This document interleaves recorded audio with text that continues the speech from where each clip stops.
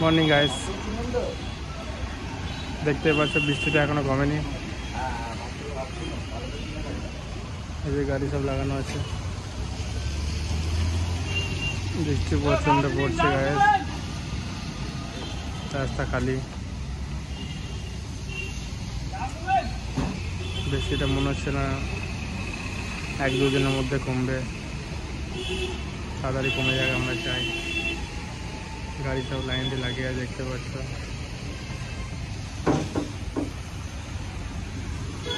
এটা আমার দাদা হোটেল, এখানে হচ্ছে পরোটা পুরি সব পাওয়া যায়, চা। হাইড্রেজের সামনে আমাদের স্ট্যান্ডে সব আমরা এখানেই খাই। এই যে